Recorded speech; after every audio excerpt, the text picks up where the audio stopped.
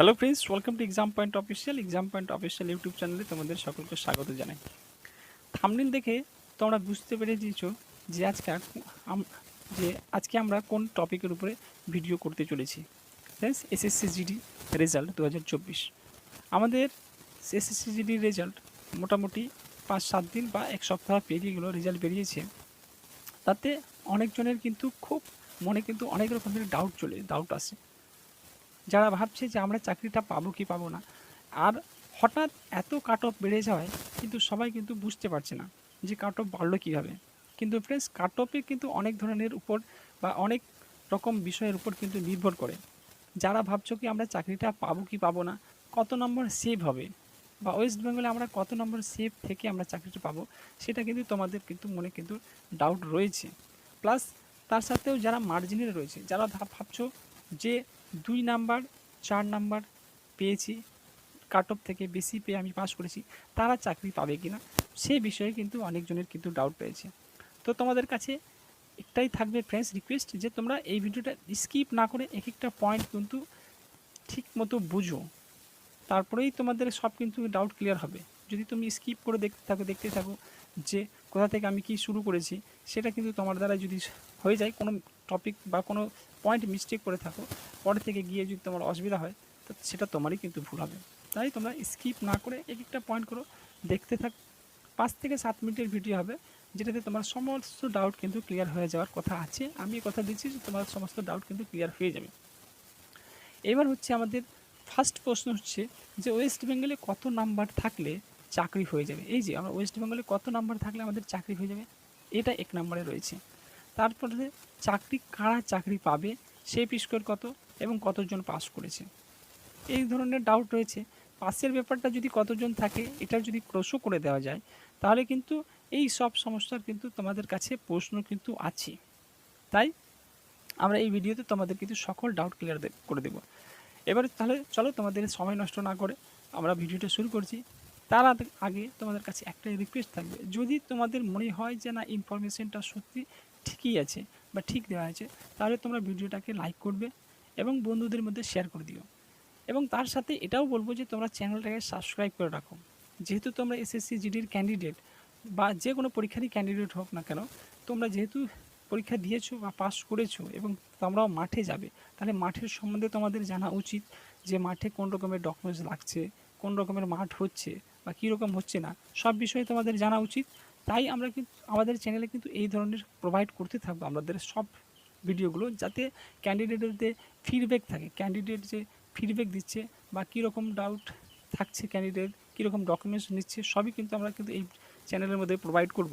তাই তোমাদের কাছে একটাই রিকোয়েস্ট থাকবে, তোমরা চ্যানেলটাকে সাবস্ক্রাইব করে রাখো। তবে কিন্তু ডকুমেন্টস ভেরিফিকেশন হোক, মেডিকেল হোক কিংবা রানিংয়ের সম্বন্ধে হোক, সব ধরনের কিন্তু ভিডিও আমরা প্রোভাইড করব।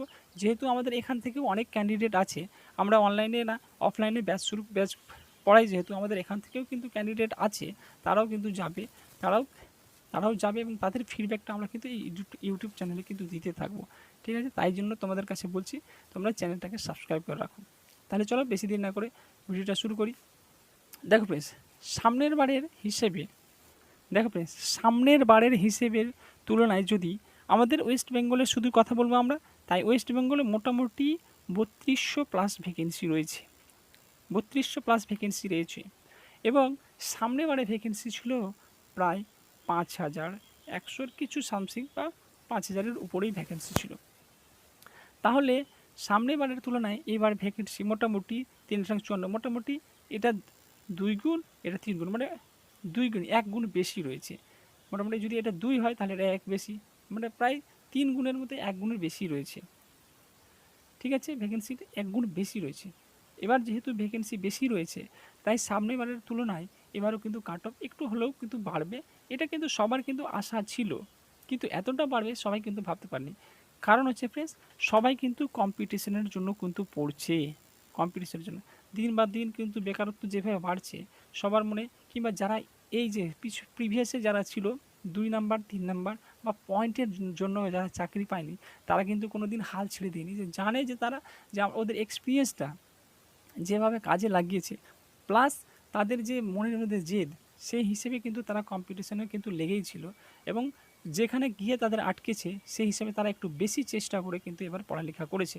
আর তার ছাড়াও আমাদের যে বাংলা ভাষায় পরীক্ষা হচ্ছে, নিজের মাতৃভাষায় পরীক্ষা হলে একটা আলাদাই কিন্তু একটা এনার্জি পাওয়া যায় যে কোনো কোশ্চেন করার।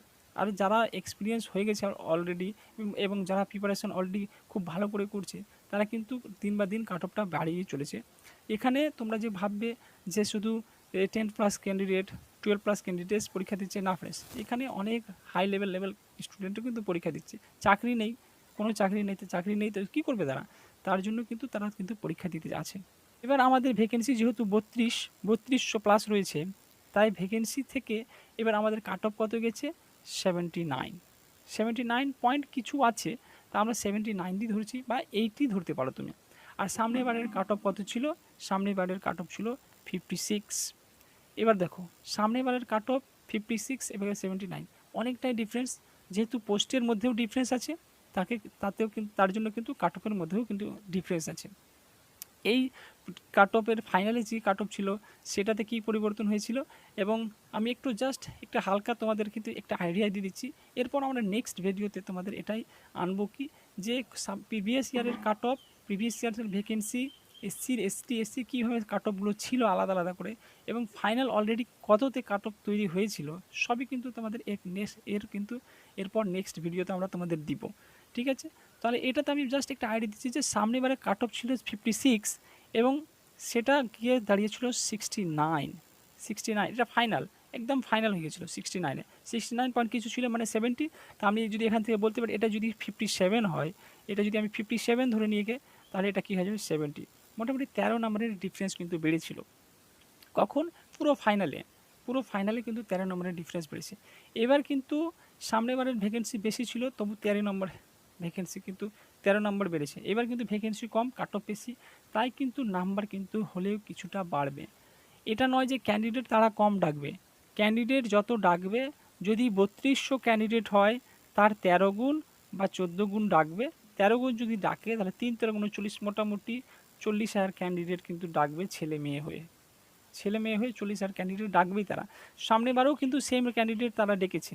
ওই 5,000 ভ্যাকেন্সি ছিল, মোটামুটি 65 থেকে 70,000 ক্যান্ডিডেট তারা ডেকেছিল, কিন্তু এবারও কিন্তু সেম ক্যান্ডিডেট ডাকবে।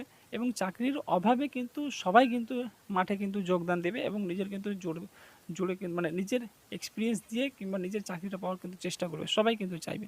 তাই যারা কি মার্জিনালে রয়েছে, এবার তাদের সম্বন্ধে কথা হলো যারা মার্জিনাল, যে 2, 4, 5, এরা যারা রয়েছে, তারা কিন্তু তোমরা তো মাঠে যাবেই, গ্যারেন্টি আছে, তোমরা তো মাঠে যাবে, মাঠে কোনো দিন হাল ছেড়ে দিও না। কিন্তু আমি কারো মন ডিমোটিভেট করতে চাই না, যে এটা হলেও তোমাদের চাকরিটা হতে পারে। কিন্তু এই লোকটা যারা এই যে 5 নম্বরে যে অবস্থিত আছে, তার কিন্তু চাকরি হওয়ার কিন্তু চান্স রয়েছে, কিছুটাও রয়েছে চান্স। কিন্তু এই যে 2, 4-এ আছে, তাদের কিন্তু চান্স খুব একটু কম বলবো। দেখো আমার কথাটা যদি তোমাদের খারাপ লাগে, তাহলে আমি এটা কিন্তু বাস্তব, কিন্তু তোমাদের খারাপ লাগে তার জন্য তোমাদের কাছে আমি সরি বলছি। কিন্তু এটা তোমরাও যারা, আমিও জানি, তাই তোমরা একটু ম্যানেজ করো আমার কথাগুলোকে। তাহলে তোমরা ডিমোটিভেট হয়ে না ফ্রেন্ডস, তোমাদের কিন্তু চেষ্টা করতে থাকো, কিন্তু চাকরি হবেই, একদিন না একদিন চাকরি হবে।